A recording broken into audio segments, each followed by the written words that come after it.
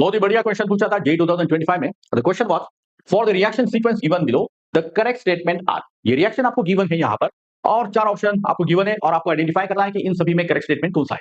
तो dear friends, इसे solve करने के लिए सबसे पहले आपको रिएक्शन करके देखनी पड़ेगी और फिर हम डिसाइड करेंगे कि स्टेटमेंट कौन सा करेक्ट है कौन सा रॉन्ग है। तो सबसे पहले प्यारे दोस्तों, ये जो स्ट्रक्चर आपको दिख रहा है यहाँ पे, इसका नाम है लैक्टोन, जो कि एक साइक्लिक ईस्टर है और इसका हमें यहां पर करना है reduction by using lithium aluminium hydride, जो कि आप जानते हो बहुत ही स्ट्रॉन्ग रिड्यूसिंग एजेंट होता है।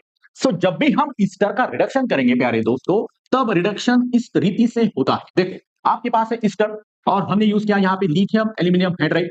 तो यहाँ पे रिडक्शन के लिए कुल मिला के आपको 4 हाइड्रोजन यूज कर रहे हैं और बॉन्ड कैसे ब्रेक कर रहा है ये अच्छे से देख लो। यहाँ पे सबसे पहले कार्बन और ऑक्सीजन का बॉन्ड ब्रेक हो जाएगा।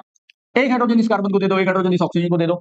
इसके बाद पाई बॉन्ड ब्रेक होगा, एक हाइड्रोजन इस ऑक्सीजन को, एक हाइड्रोजन इस कार्बन को, यानी आपको यहाँ पर मिलेगा RCH2OH और साथ में आपको मिलेगा ROH। तो in this fashion you have to break the bond. तो यहां पर भी इस रीति से हम बॉन्ड ब्रेक करेंगे। सबसे पहले आपको कार्बन और ऑक्सीजन का बॉन्ड ब्रेक करना है।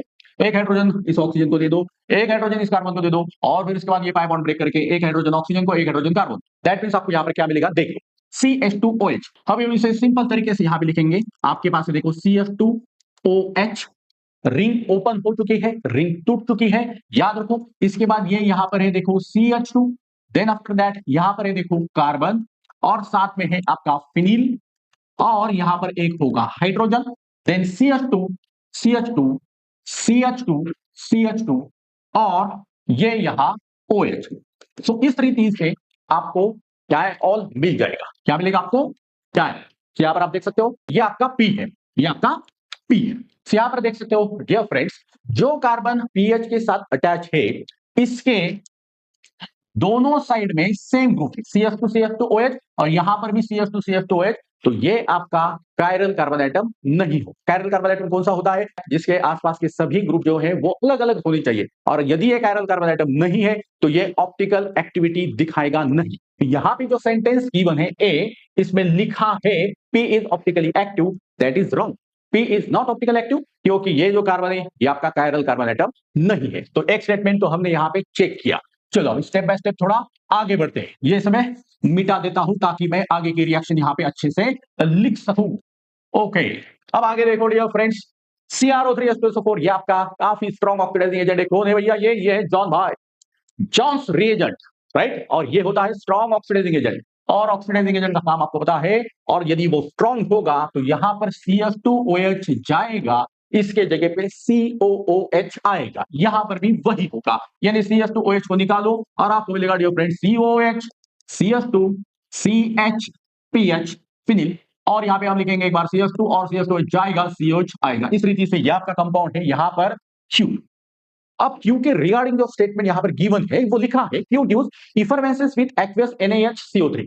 तो डियर फ्रेंड्स, इस पर्टिकुलर कंपाउंड में आप देख सकते हो कुछ दो एसिडिक ग्रुप है और यदि इसकी रिएक्शन सोडियम बाइकार्बोनेट के साथ हो जाएगी तो कार्बन डाइऑक्साइड इवॉल्व हो जाएगा। यानी इस केस में इफरवेंसेस मिलेंगे, इफरवेंसेस मिलेंगे क्योंकि यहां पे देखो एसिडिक ग्रुप है, रिएक्शन होगी सोडियम बाइकार्बोनेट के साथ, CO2 गैस इवॉल्व हो जाएगा। यानी ये स्टेटमेंट तो भाई सही है, C is correct. Okay got it. So Q तक हम यहां पर आए हैं।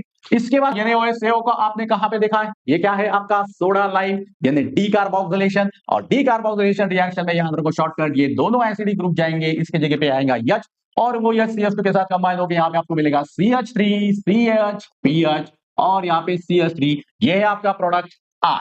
यहाँ पे डीकार्बोक्सिलेशन रिएक्शन होके आपको ये फाइनल प्रोडक्ट मिलेगा R। अब R की रिगार्डिंग स्टेटमेंट क्या की बने, R is an alkyne. R alkyne है क्या, आप खुद देखो यहाँ पे प्रोडक्ट सिंगल बॉन्ड है, यानी अल्काइन का सवाल ही नहीं। यानी इसका यह मतलब यहाँ पे जो D है ये आपका रॉन्ग स्टेटमेंट है। ओके, सो D R तक तो हम पहुंच गए यहाँ पे। चलिए S के बारे में पता करते हैं कि जो स्टेटमेंट तो गिवन है कि ये बेयर टेस्ट देगा, फिर रिएक्शन भी करके देखते हैं। तो यहाँ पे देखो P की रिएक्शन H2SO4 के साथ की, P कहां पर है, यहाँ पर P आपका डायल है जो स्टार्टिंग में आपको मिला।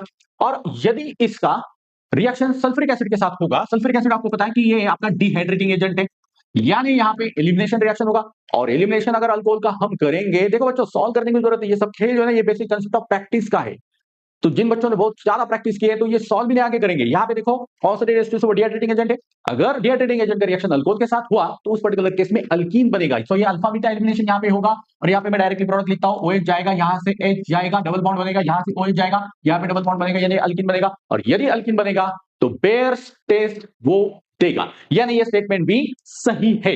यानी इन एबीसीडी में से दो स्टेटमेंट सही है, एज यू बेयर टेस्ट और क्योंकि रिफरेंसेस विद एक्यूरेसी इन HCO3, पहला स्टेटमेंट, लास्ट वाला स्टेटमेंट ये रॉन्ग है, यानी बी और सी सही है। मल्टीपल चॉइस क्वेश्चन था आपका, तो बी और सी को अगर आप टिक करते हो तो आपको 100% इसके मार्क मिलने चाहिए। तो आई होप सो कि आपको अच्छे से समझ में आया है। धीरे धीरे आपको देखो इस तरीके के क्वेश्चंस की प्रैक्टिस करें, आपकी एडवांस की एग्जाम अभी नजदीक है, पीवाईक्यू इसके ऊपर ज्यादा से ज्यादा फोकस करो। आपकी जो कंसेप्ट जो छूटे हुए हैं, जिसमें आपको लगता है कि हम वीक है, अभी हमें नहीं आते हैं, तो उस क्वेश्चंस के ऊपर, उस बीट्स के ऊपर, पॉइंट्स के ऊपर फोकस करो, तब जाके आपका सिलेक्शन के चांसेस बढ़ेंगे। तो आई होप सो कि कंसेप्ट आपको अच्छे से समझ में आया है। इसी तरीके की जबरदस्त वीडियोस के लिए, पीवाईक्यूज के लिए और सुपर के लिए अभी जरूर फॉलो करो और हमारे यूट्यूब चैनल गाइड को सब्सक्राइब करो।